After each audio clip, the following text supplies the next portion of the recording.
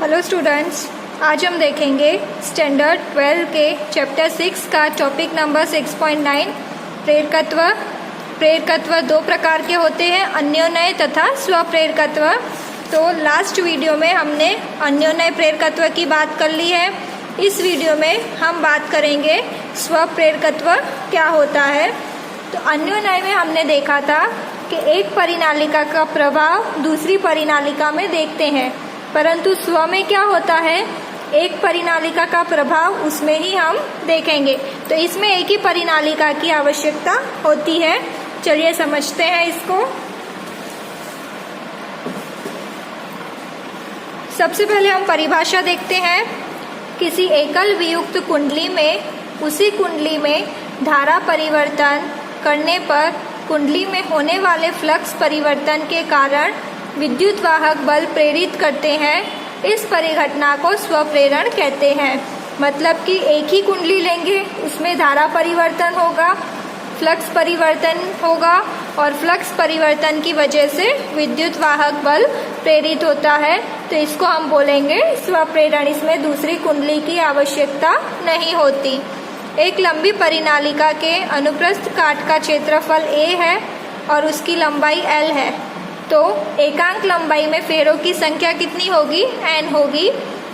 अब परिनालिका में प्रवाहित होने वाली धारा I है, तो उसका चुंबकीय क्षेत्र क्या होगा? B = μ0 NI। अब फ्लक्स का सूत्र है मेरे पास BA। n फेरे हो तो यहाँ पे मैं n लिख देती हूँ, तो phi = NBA हो गया। अब n मैंने यहाँ पे लास्ट में लिखा है, b की कीमत μ0 NI और ये a लिख दिया। ठीक है।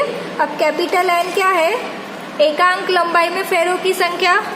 तो capital N = small n upon l। तो यहाँ पे मैंने n अपॉन l लिखा, तो n गुणा n क्या हो गया? n²। तो ये सूत्र बन गया मेरा μ0 n² IA अपॉन l। ये बन गया मेरे पास phi। अब आप लोग देख सकते हो कि phi बढ़ेगा तो धारा भी बढ़ेगी, या धारा बढ़ रही है तो फ्लक्स भी बदलेगा। धारा में परिवर्तन आएगा तो फ्लक्स में भी परिवर्तन आएगा। तो मैं इसको ऐसे लिख सकती हूँ, phi अनुक्रमानुपाती I। अब यहाँ पे मैं ये साइन हटाऊंगी तो अचर कीमत लिखनी पड़ेगी। तो phi = L I। L यहाँ पे क्या है? स्व प्रेरित विद्युत वाहक बल। ठीक है। L अचर कीमत है जिसको बोलेंगे स्व प्रेरित विद्युत वाहक बल।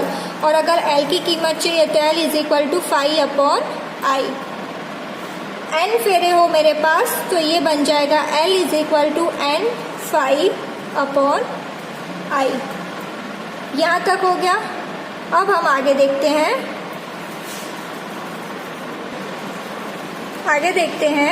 स्वप्रेरित विद्युत वाहक बल को विरोधी विद्युत वाहक बल भी कहते हैं। Back EMF। यह स्वप्रेरकत्व जड़त्व का कार्य करता है। तो ये जो किया गया कार्य है ये स्थितिज ऊर्जा के रूप में संचित होता है।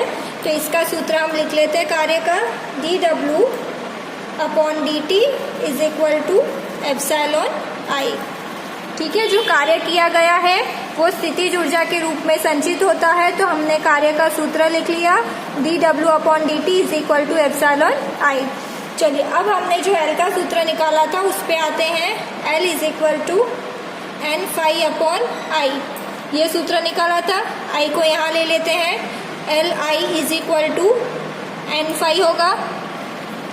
दोनों तरफ अवकलन करेंगे तो L di/dt = n dϕ upon dt।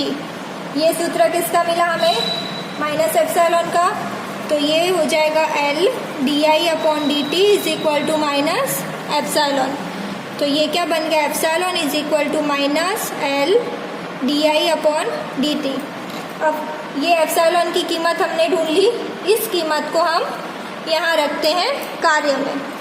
तो dW/dt = की जगह परिमाण लेना है हमें, तो ये माइनस का प्लस हो गया L di/dt और ये जो I है वो हम यहाँ रख देते हैं, ये मिल गया। अब हमें कुल कार्य ढूंढना है, तो W इज इक्वल टू समाकलन dW, W is equal to समाकलन, अब ये dt कैंसिल हो गया, तो dW क्या है, LI DI। हमें I का समाकलन करना है, L को बाहर ले लेते हैं। I का समाकलन क्या होगा, यहाँ पे सूत्र लगेगा I n+1 upon n+1। I1 है तो ये क्या हो जाएगा, I² अपॉन 2। तो इसको हम इस तरह लिख सकते हैं 1/2 LI²। तो कार्य का सूत्र हमें क्या मिला, स्वप्रेरकत्व में 1/2 LI²। क्लियर। हमने अन्योन्य प्रेरकत्व में एप्सिलॉन का सूत्र निकाला था, यहाँ पे भी एप्सिलॉन निकाला है। उसके बाद कितना कार्य हो रहा है, क्योंकि जो कार्य है वो स्थितिज ऊर्जा के रूप में संचित हो रहा है, तो हमने कार्य का सूत्र निकाला 1/2 LI²। आई होप आपको प्रेरकत्व में अन्योन्य तथा स्वर दोनों समझ में आया होगा।